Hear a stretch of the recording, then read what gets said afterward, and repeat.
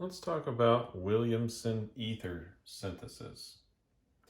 This is an excellent way to make ethers, and it's possible to make both symmetric and asymmetric ethers using this method. So let's look at what it does. We'll start off with an alkyl halide, and we will add an alkoxide nucleophile, like this one, the sodium ethoxide, and let's just choose ethanol for our solvent, since we're using that particular nucleophile.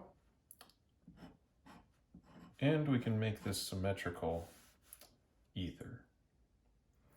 But the real key to this is that we can make asymmetrical ethers using this method.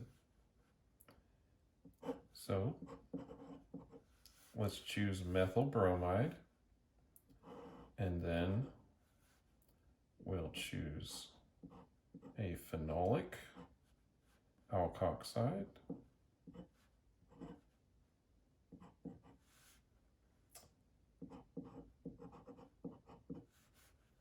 and we'll have some DMF solvent, and in this case we will get an asymmetric ether.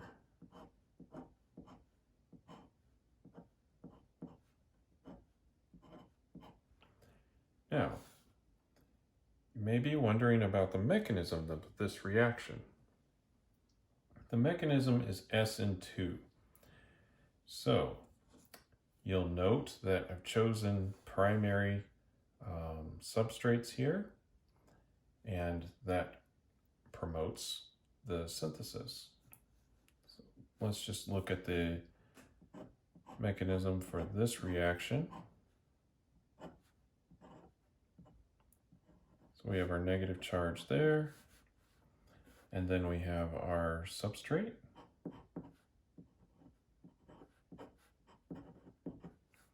And like I said, Sn2 reaction, so we'll have an attack on the carbon, and then the bromide will leave.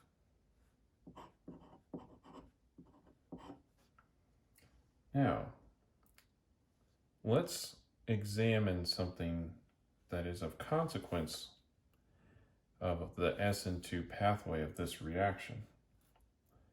Let us say that we wish to make this ether.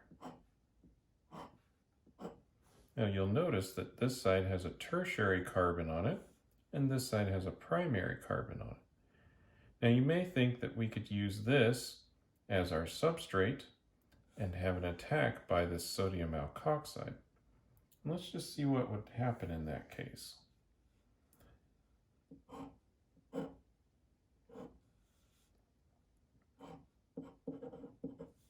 So we have our alkyl halide, and we'll just have to use our alkoxide, and we'll use some ethanol as well. And if we do this, you'll notice, remember I said these go Sn2. This is a tertiary carbon. So we're not really allowed to do an Sn2 reaction on a tertiary carbon. So we won't get our epoxide that we wanted. Instead, this will act as a base because this is a reasonable leaving group, and we can have that form an E2 product. And it does an elimination instead. And that's just simply because this is too sterically hindered. So is it possible to make this particular epoxide? Yes, we just have to choose our substrates a little differently. Over here we have a carbon that would be a primary, and this is a tertiary. So if we have this part be the alkoxide attacking the primary carbon, we'll have much better success. So we'll just change it to ethyl bromide being our substrate, And we'll change our nucleophile to this, our T-butoxide. And let's just use the solvent as the corresponding alcohol.